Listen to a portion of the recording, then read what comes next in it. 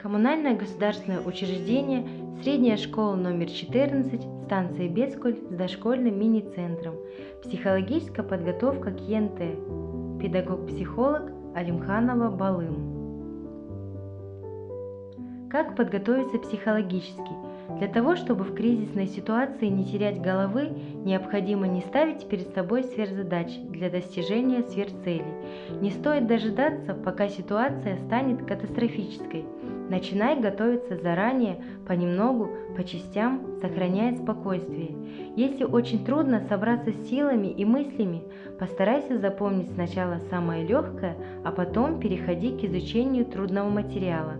Ежедневно выполняй упражнения, способствующие снятию внутреннего напряжения, усталости. Что делать, если устали глаза? Нужно сделать так, чтобы глаза отдохнули.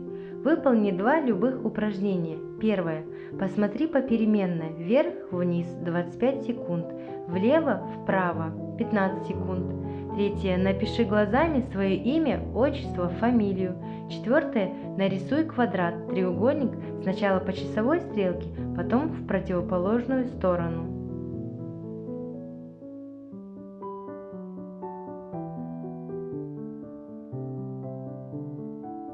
Питание. Питание должно быть 3-4 разовым, калорийным и богатым витаминами.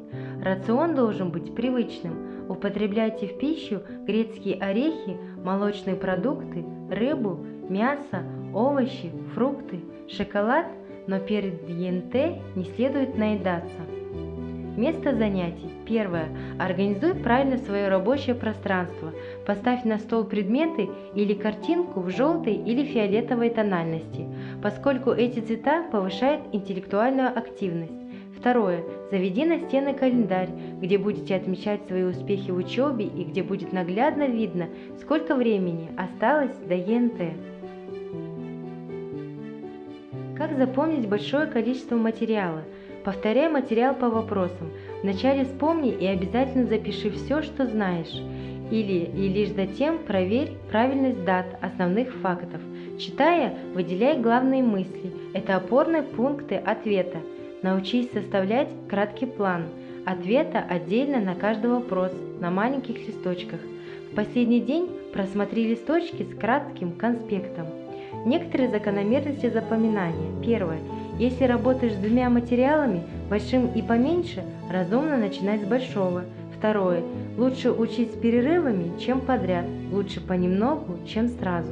Третье. Распределенное заучивание лучше концентрированного. Как разрядить негативные эмоции? Самую полноценную разрядку дают занятия каким-либо видом спорта. Благотворно действует на человека природа, вернет душевное равновесие и работоспособность даже в самых трудных ситуациях. Дыхание уступами.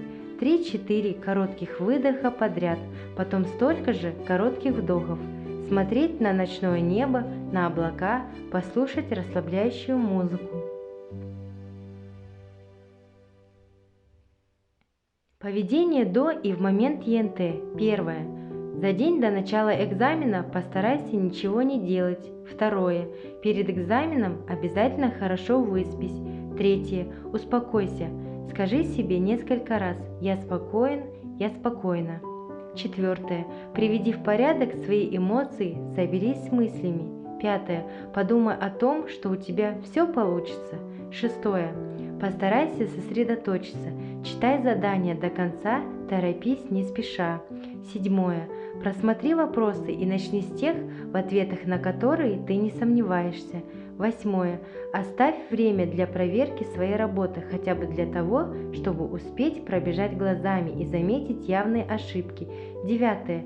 Стремись выполнить все задания. Желаю удачи на ЕНТ.